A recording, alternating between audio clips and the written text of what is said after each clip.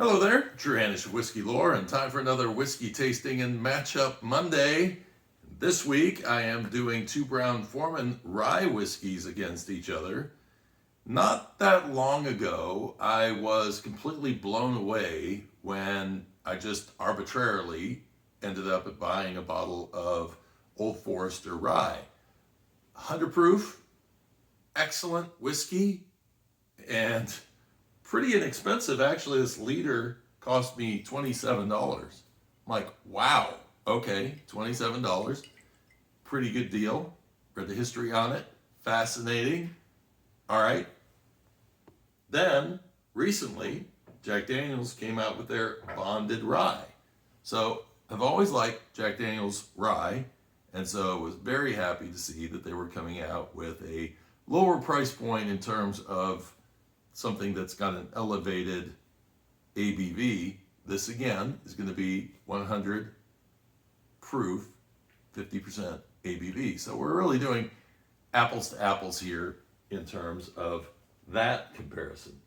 This cost, I think, around $35 a bottle, from what I understand, for a 700 ml bottle. Again, both 50% ABV. The Old Forester was actually something that was discovered by now master distiller at Woodford Reserve, Elizabeth McCall. As I was going through the Brown-Forman archives in Louisville, they said, oh, here are some of the books, and this is where she discovered this Normandy rye. It's called Normandy rye not because it comes from France, but because it was actually named that by the distillery that used to make it in the 19th century, Live Oak, out of Cincinnati. And Brown-Forman acquired the recipe, but then they never did anything with it. And so it just kind of sat there. Now for Jack Daniel's, their history with rye is much shorter in terms of they actually didn't really, this recipe is something that came about when Jeff Arnett was there, and this idea that they were going to jump in and try to make rye and see how that went. And it went well because their ryes are really nice. And so now there are different expressions of the rye coming out. And as I understand, the main flagship rye, the lower proof rye, is going away, and this bonded is taking its place. So time to do a nosing and tasting on these two different whiskeys. The mash bills on these are slightly different from each other. They are unique rye bills. The Jack Daniel's is 70% rye. It is 18% corn and 12% malted barley. Basically what they've done is they've flipped the Jack Daniel's recipe for Tennessee whiskey and done 70% rye instead of 70% corn, and then flip-flop that secondary flavoring grain. Interesting to note that this is considered in a position of a flavoring grain to put the corn in, but the corn, what flavor is it really adding to it? Then it goes through the charcoal mellowing process on top of that. Although my understanding is they actually do a lot less charcoal for this versus what they do for their Tennessee whiskey. The Old Forester, on the other hand, that one is going to have 65% rye, 20% barley, and 15% corn. So it's a little bit higher on the barley. The corn is reduced.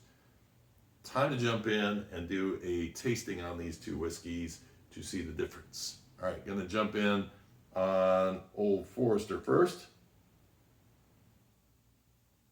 So there is a slight bit of char smoke to this.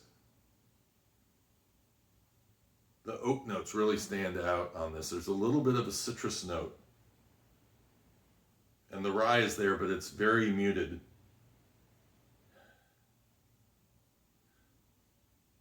It's very muted. All right, I'm going to do a nosing on this Jack Daniel's. Ooh. Now this is a bit more expressive on the nose. This again is bringing, this one's bringing kind of an herbally rye, a little bit of an earthy character. The oak is out front, but it's not as out front as it is in some of their more aggressively aged expressions Little char coming through. Maybe a bit of a fruit note. Now they toast and char these barrels, whereas Old Forester, my assumption is that they're just charring those barrels, but I do not know on that. So, all right. A little more aggressive on the nose, and the oak and rye are at a elevated level in terms of the nose on the Jack Daniels, whereas on the Old Forester, it seems on the nose that we're getting more subtle notes coming in. Yes, much more subtle. The fruit kind of stands out. You know, a little orchard fruit in there. Cheers.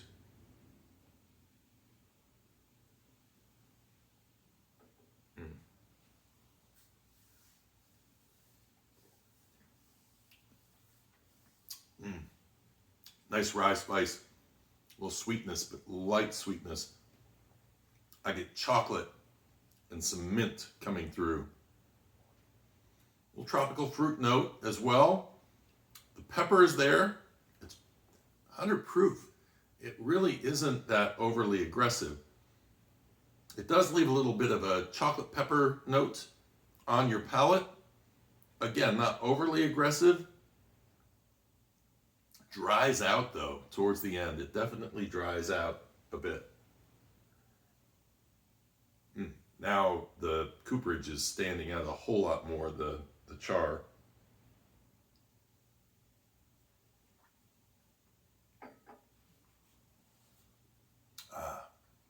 Oh, the fruit notes are really, really nice the second time. Get a little banana now coming through on the palate. Something you might expect out of a Jack Daniels. I had a chance to, when I was at Jack Daniels, I had a chance to sniff both the Old Forester and the Jack Daniels yeasts. And definitely that banana is out front in the Jack Daniels, but it's also in that Old Forester. It's not quite as strong, but it is there. And so I'm thinking that's probably where we're picking up some of that sort of juicy fruit banana note coming through on the Old Forester. The char hangs on the palate a bit. So I will wipe that away and jump into the Jack Daniels.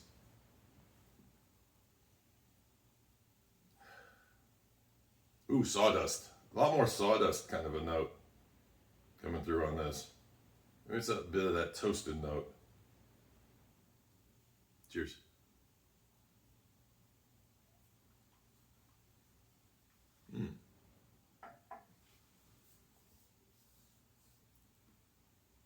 Different feel on the palate. And the flavors are a bit more muted on this.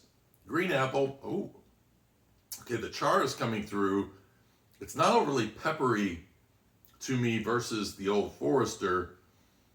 Little apple and little chocolate coming through on this one. A bitter tannin coming in on the finish.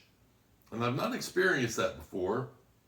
And part of me wonders if that is because I'm tasting these two whiskeys back to back, that suddenly it's enhancing that note. And that is the thing that will happen when doing matchups, is that sometimes you'll start getting characteristics that are amplified because of the whiskey that you drank just before it.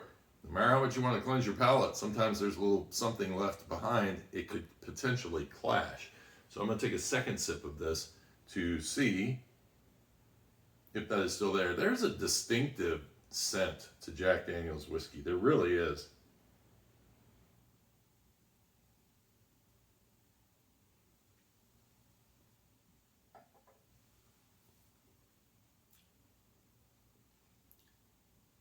It's interesting because I would want to say that it's more aggressive in some ways. The flavor is more bold, but it's also less definable. It has notes in it that have all kind of melded together, so it's really hard for me to overly define what it is. I'm getting burnt toast on the palate, and I think, again, let's go back to this and see if that remains.